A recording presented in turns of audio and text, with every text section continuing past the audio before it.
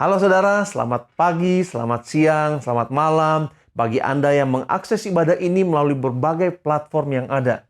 Nah saudara, pada saat ini kita akan membahas satu firman Tuhan mengenai bagaimana kita bisa membedakan apakah suara yang Anda dengar adalah suara dari Tuhan atau dari yang lain. Ini adalah seri yang kedua, ya, seri yang kedua dari bagaimana mengenali suara Tuhan. Karena ada banyak suara di dunia ini saudara yang Anda dengar. Bisa jadi itu adalah suara hatimu. Karena kita sering berbicara dengan diri kita sendiri, ya. Kita sering ngobrol dengan diri kita sendiri, internal monolog. Nah, bisa juga itu suara setan, saudara. Hati-hati. Jadi, bisa juga itu adalah suara Tuhan. Jadi ada 7 filter dan semua filter ini berhubungan satu dengan yang lainnya. Kalau ketujuh filter ini lolos, Anda punya rasa percaya diri bahwa itu adalah suara Tuhan. Oke? Kita perhatikan sekali lagi. Ketujuh filter ini yaitu, apakah suara itu sejalan dengan Alkitab? Kedua, apakah membawa Anda semakin serupa dengan Kristus? Ketiga, apakah didukung oleh keluarga rohani atau gerejamu? Keempat, apakah sesuai dengan rancangan Tuhan bagimu? Kelima, apakah ini sesuai dengan wewenangmu? Keenam, apakah ini membangun dan bukan menghakimi? Dan yang ketujuh, apakah hatimu merasakan damai Allah? Nah, minggu ini kita akan membahas poin yang keempat atau filter yang keempat, kelima, keenam, dan ketujuh. Kalau Anda ketinggalan poin yang pertama, filter yang pertama, yang kedua, dan ketiga, Anda bisa mengaksesnya kembali melalui channel YouTube Galilee Church Indonesia. Oke, hari ini kita akan membahas poin yang keempat sampai yang ketujuh. Ya. Filter yang keempat, apakah suara itu sesuai dengan rancangan Allah bagi saya? Sebelum Anda lahir, saudara, Allah telah membentuk engkau dan memperlengkapi engkau dengan berbagai kemampuan dan talenta. Semua itu Dia berikan karena Allah mendesain Anda secara khusus untuk berkontribusi kepada alam ciptaannya. Coba baca Efesus 2 ayat 10. Karena kita ini buatan Allah, diciptakan dalam Kristus Yesus untuk melakukan pekerjaan yang baik yang dipersiapkan Allah sebelumnya. Dan Dia mau Anda hidup di dalamnya. Jadi Tuhan juga akan berbicara kepadamu sesuai dengan maksudnya. Allah nggak akan mungkin, saudara, memimpin Anda untuk menjalani hidup yang berbeda dari rancangan Dia, saudara. Misalnya, kalau Tuhan memberikan kemampuan musikal kepadamu, jangan sia-siakan kembangan itu. Sebaliknya, mereka yang punya kemampuan menyanyi di bawah rata-rata, nggak mungkin Tuhan memberikan mereka ide untuk menjadi pemimpin nyanyian, saudara. Pemimpin lagu. Kalaupun dia memaksa jadi WL, Roh Kudus bisa bekerja nggak? Bisa, saudara. Malah mungkin waktu dia jadi WL, saudara, Roh Kudus harus bekerja ekstra keras untuk memulihkan hati yang terluka dan telinga yang tersiksa, saudara. Juga, saudara, kalau Anda ngitung 23 kali 9 aja sudah bikin sakit kepala. Nggak mungkin Tuhan suruh Anda jadi akuntan, saudara. Nah, kalau Anda, saudara, misalnya ya, main dengan anak kecil aja nggak sabaran, gimana mau jadi guru sekolah minggu? Benar nggak, saudara? Bisa-bisa bukan cuma anaknya yang nangis. Dia sendiri bisa ikutan nangis, saudara. Roma 12 ayat 6a. Kita masing-masing diberi Allah kecakapan untuk melakukan hal-hal tertentu dengan baik. Anda mungkin bertanya, Pak Pendeta, saya nggak tahu apa talenta saya dan kemampuan saya. Saya nggak tahu passion saya apa. Saya nggak tahu karunia rohani saya apa. Di Galilee Church, Anda bisa belajar mengenai shape, gitu ya. SHAPE. Di kelas pelayanan, saudara ya, ada kelas pelayanan di kita. Nah, apa itu, saudara? Itu adalah spiritual gift, heart, ability, personality, dan experience, saudara. Anda akan menemukan banyak kehendak Allah, saudara, kalau Anda tahu siapa dan apa shape Anda, saudara. Jadi kalau Anda mendengar suara Tuhan yang bertentangan dengan shape Anda ini, abaikan itu, saudara. Misalnya, jika saya mendengar suara Tuhan berkata kepada saya, Fernando, tinggalkan gereja ini dan jadilah juru masak terkenal, koki terkenal. Saya yakin itu bukan suara Tuhan karena saya benar-benar nggak bisa masak, saudara. Filter yang kelima, mari kita lihat sama-sama. Apakah suara itu sesuai dengan wewenang saya? Karena begini, saudara ya. Jika ide yang Anda terima atau suara yang Anda terima bukan menjadi wilayah wewenang Anda, mengapa Tuhan bicara kepada Anda mengenai hal itu, saudara? Kalau Tuhan berbicara, pasti Dia akan berbicara di dalam lingkup wewenang kita, saudara. Coba perhatikan dialog antara Petrus dan Yesus ya. Petrus bertanya kepada Yesus mengenai Yohanes. Yohanes 21 ayat 21 sampai 22.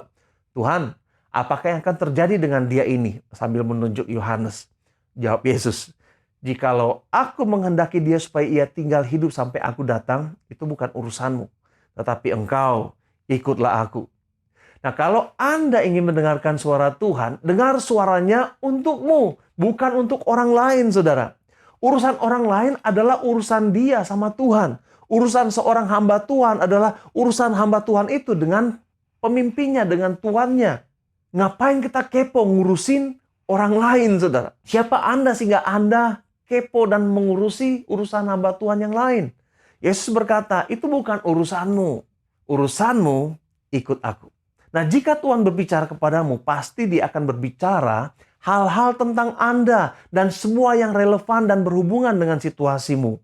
Kalau ada seorang yang berkata, "Pastor, Tuhan berbicara kepada saya tentang apa yang harus pastor lakukan." Saya akan jawab, "Kamu nggak salah. Kenapa Tuhan ngomongnya sama kamu ya?" Karena saya juga kan sering berbicara kepada Tuhan, saya sering berdoa kepada Tuhan. Masa Tuhan nggak kasih tahu kepada saya? Masa Tuhan pakai orang lain untuk berbicara kepada saya? Apakah saya anak pungut? Sampai Tuhan kalau mau ngomong kepada saya harus pakai perantara. Saya juga kan anaknya Tuhan. Make sense nggak, saudara?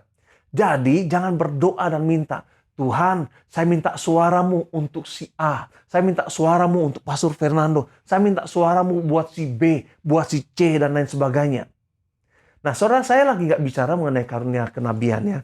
Itu masalah yang berbeda. Suara kenabian itu suatu tanggung jawab yang sangat besar. Kalau ada yang ngomong pakai nama Tuhan untuk bernubuat, hati-hati sekali. Hati-hati. Karena jangan asal nyerocos ngaku-ngaku suara Tuhan, saudara. Bisa dihukum Tuhan kalau kayak gitu. Kalau seperti itu, kelihatannya seperti ini. Coba perhatikan. Ada orang yang datang pada Anda dan berkata, "Pastor Fernando berkata, kamu harus bertobat karena kamu jelek dan ngeselin," misalnya. Saudara. Padahal saya nggak pernah berkata begitu, saudara. Apa yang akan terjadi?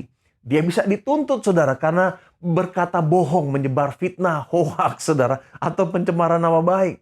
Bahaya sekali, saudara, kalau Anda berpikir bahwa Anda bisa mendengar suara Tuhan bagi orang lain. Misalnya ada yang datang dan berkata, "Tuhan berbicara kepada saya untuk memberitahumu akan semua dosa-dosamu." Ya, nggak usah dikasih tahu kali, saudara. Karena dia juga udah tahu bahwa ada dosa-dosa yang dia lakukan, saudara. Ngapain Tuhan kasih tahu dosa-dosanya melalui orang lain, saudara? Itu sama kayak gini, "Pastor Fernando, Tuhan berkata bahwa pastor gemuk." Gue juga udah tahu. Ingat, saudara, bahwa setiap orang percaya memiliki hubungan yang langsung dengan Tuhan. Coba baca Roma 14 ayat 4. "Siapakah kamu sehingga kamu menghakimi hamba orang lain? Entahkah ia berdiri, entahkah ia jatuh, itu urusan tuannya sendiri." Ayat ini berkata, urus urusanmu sendiri. Jangan urus masalah orang lain. Sama seperti yang Yesus katakan kepada Petrus, "Bukan urusan lo. Urusan lo ikut aku." Amin, saudara. Sekarang, saudara, ketik gede-gede amin di kolom komentar. Amin, saudara. Puji Tuhan. Lalu, saudara, ada pertanyaan lagi. Bisa nggak Tuhan berbicara kepadamu mengenai orang lain atau untuk orang lain? Bisa, saudara.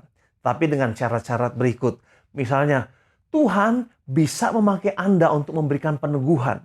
Jadi Tuhan sudah berbicara kepada seseorang terlebih dahulu, kemudian Dia memakai Anda untuk membantu orang tersebut untuk mendapatkan kekuatan dan dorongan.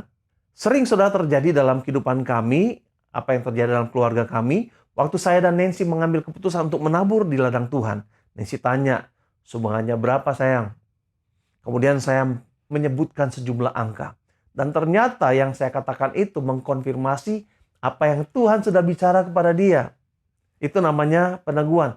Yang kedua juga bisa terjadi seperti ini ya. Tuhan bisa bicara kepada Anda bagi orang lain, tetapi tanpa sepengetahuan Anda, saudara, tanpa Anda sadari, Tuhan memakai Anda untuk berbicara secara langsung kepada seseorang.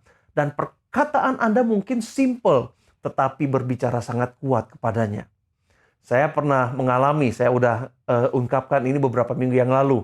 Waktu saya dipanggil oleh Tuhan, tetapi saya merasa takut, merasa nggak nyaman dan merasa gimana ya, nggak bisa melangkah karena saya pikir-pikir, wah nanti kalau teman-teman saya dengar bahwa saya jadi pendeta, wah saya bisa diketawain. Saya lagi berpikir itu dalam hati, ada satu ketakutan seperti itu dalam hati. Tiba-tiba ada teman saya yang datang dan katakan, langsung sudah, dia nggak tahu apa yang saya alami, pergumulan yang saya alami. Dan dia langsung katakan, "Fer, kalau teman-teman kamu tahu bahwa kamu akan menjadi hamba Tuhan, mereka pasti senang banget. Saya tahu itu suara Tuhan, saudara. Karena itu berbicara langsung dalam hati saya. Tapi dia nggak tahu kalau Tuhan memakai perkataannya untuk berbicara kepada saya. Ketiga, saudara, emang saudara ada kasus-kasus yang jarang di mana Anda harus speak out karena Anda mengasihi orang tersebut. Tapi saudara harus dengan kesabaran bukan dengan arogan. Anda perlu bersungguh-sungguh berdoa terlebih dahulu. Misalnya Anda bisa tegur dan speak out saat seseorang melakukan kesalahan fatal. Mungkin karena drugs, mungkin karena moral atau integritas, saudara. Filter yang keenam, apakah suara itu membangun dan bukan tuduhan? Begini saudara, suara Tuhan pasti akan membangun kita menjadi lebih baik. Tetapi suara iblis akan mendakwa kita sehingga kita terpuruk.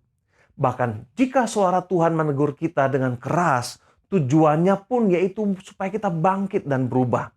Coba perhatikan 1 Yohanes 1 ayat 9. Jika kita mengaku dosa kita, maka Ia adalah setia dan adil sehingga Ia akan mengampuni segala dosa kita dan menyucikan kita dari segala kejahatan kita. Itu suara Tuhan, saudara. Sekalipun menuntut suatu perubahan, saudara, menegur dengan keras tentang dosa, tetapi itu membawa kita kepada kemerdekaan. Suara Tuhan gak akan pernah melemahkan kita atau menghancurkan hidup kita. Suara Tuhan akan membuat kita sadar, bertobat, dan berubah. Bedanya dengan suara iblis. Suara iblis itu melemahkan dan membelenggu. Suara iblis itu membuatmu terpuruk, tertuduh, dan memenuhimu dengan rasa bersalah. Kalau suara Tuhan beda, saudara. Dia juga akan mengingatkan Anda kepada dosa yang Anda lakukan. Tapi kemudian mengampuni, mengasihi, dan membuat Anda bersemangat lagi untuk bangkit. Perhatikan, suara Allah tidak pernah merendahkan, tidak pernah menghina Anda, tetapi memulihkan. Jadi suara yang membuat Anda merasa tidak berharga, terhina, merasa nggak pantas dikasihi, pasti berasal dari iblis, saudara. Mari kita lihat filter yang terakhir, yaitu filter ketujuh. Apakah hatimu merasakan damai Allah? Pada saat Anda menerima impresi atau ide atau suara yang Anda duga berasal dari Tuhan, lalu Anda merasakan tekanan, stres, lalu seperti dipaksa untuk segera mengambil keputusan yang penting, saat itu juga, saudara, hati-hati. Karena Alkitab berkata di dalam 1 Korintus 14 ayat 33, sebab Allah tidak mengendaki kekacauan, tetapi damai sejahtera. Ada banyak keputusan-keputusan penting di dalam hidup yang butuh pertimbangan yang matang. Misalnya, saudara, keputusan untuk menikah, keputusan untuk pindah rumah, keputusan untuk karir, keputusan untuk pindah gereja misalnya, dan lain-lain. Nggak bisa dilakukan dengan tergesa-gesa. Kalau diburu-buru, Anda akan mengalami stres dan tertekan, overwhelmed, dan itu bukan dari Tuhan. Kalau pimpinan yang Anda rasakan itu berasal dari Tuhan, Anda akan dipenuhi dengan damai sejahtera. Mungkin Anda akan merasa sedikit berat ya atau kehilangan karena memang Anda akan mengalami satu perubahan di dalam kehidupan. Tetapi Anda tidak akan merasa tertekan dan stres. Di dalam Alkitab, Allah tidak pernah menyuruh seorang mengambil keputusan yang penting secara terpaksa. Allah tidak pernah gerasa-gerusu. Allah itu panjang sabar. Dia tahu timing yang tepat.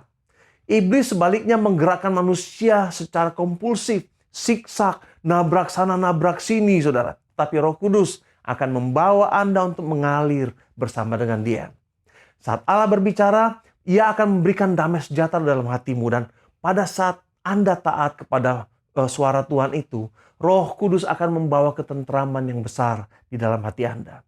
Suara Tuhan gak pernah menyebabkan kita tergoncang kemudian jatuh dalam kekhawatiran. Catat ini, saudara ya.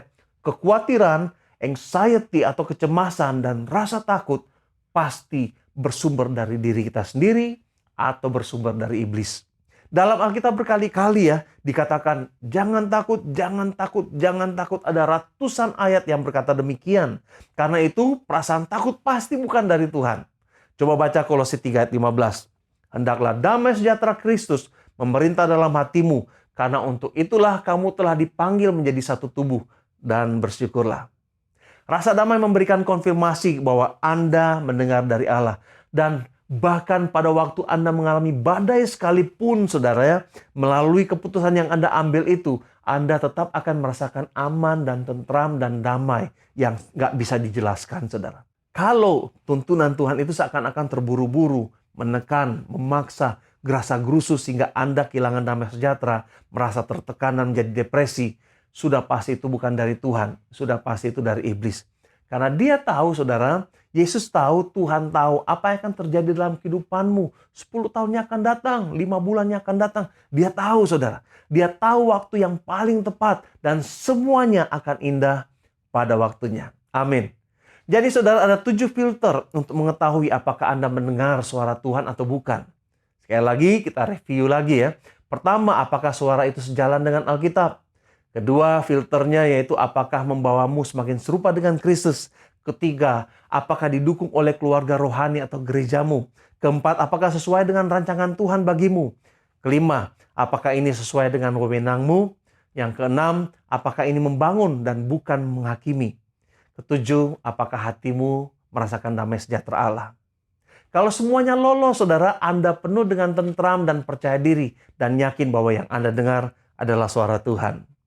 Saudara, mungkin Anda bertanya dalam hati, kenapa saya nggak bisa mendengar suara Tuhan ya? Ada 2 kemungkinan. Pertama, yaitu mungkin Anda belum menjadi bagian dalam keluarga Allah, yaitu suatu pengalaman kelahiran kembali ke dalam keluarga rohani. Anda perlu bertobat dan mengundang Yesus masuk dalam hatimu. Percaya kepada pengorbanan Kristus bagi pengampunan dosa-dosamu. Dan mengakui Yesus sebagai Tuhan dan penyelamat hidupmu. Alkitab berkata, Yohanes 8 ayat 47. Barang siapa berasal dari Allah, ia akan mendengarkan firman Allah. Itulah sebabnya kamu tidak mendengarkannya karena kamu tidak berasal dari Allah. Kekristenan itu adalah satu relationship dan bukan agama. Anda harus memulai satu relationship dengan Tuhan sebelum bisa mendengarkan suaranya. Kemungkinan kedua, Anda nggak bisa mendengar suara Tuhan. Mungkin Anda sudah percaya pada Tuhan. Mungkin Anda sudah mengalami kelahiran baru. Mungkin sudah dibaptis. Tapi Anda jauh dari Tuhan. Anda harus datang mendekat kepadanya sehingga Anda bisa mendengar suaranya dengan jelas.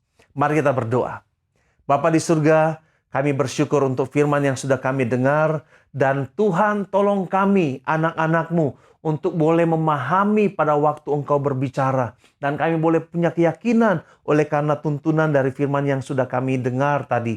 Yaitu ada filter-filter ya Tuhan. Yang akan menyaring semuanya, memberitahu kami Tuhan apakah ini adalah suara Tuhan atau bukan. Dan pada saat ini aku mau berdoa buat saudara-saudaraku yang saat ini ingin sekali mendengarkan suara-Mu Tuhan. Tetapi mereka belum memiliki hubungan dengan Tuhan. Aku berdoa, Tuhan, Engkau datang dalam kehidupan mereka. Mereka boleh percaya sepenuhnya kepada Engkau. Dan mereka boleh menyerahkan hidup mereka kepada Engkau. Menjadi Tuhan dan Juru Selamat dalam kehidupan mereka, Tuhan. Terima kasih Bapa. Yang mau bersyukur dan juga saat ini aku berdoa bagi saudara-saudaraku yang sudah percaya kepada Engkau. Tetapi mereka menjauh dari Tuhan. Mereka nggak bisa mendengar tuntunan Tuhan. Mereka nggak bisa mendengar suara Tuhan. Dan mereka membutuhkan kembali Tuhan pemulihan. Sehingga mereka boleh mendengar suara-Mu, sehingga mereka boleh enjoy Tuhan hubungan bersama dengan Engkau. Tolong Tuhan, Engkau memberkati hidup mereka, tarik mereka semakin dekat dengan Engkau, sehingga mereka selalu rindu dan haus akan kebenaran Tuhan, akan suara Tuhan, akan firman-Mu. Terima kasih Tuhan Yesus Kristus. Kami berdoa dan bersyukur hanya di dalam nama Tuhan Yesus Kristus. Amin. Amin.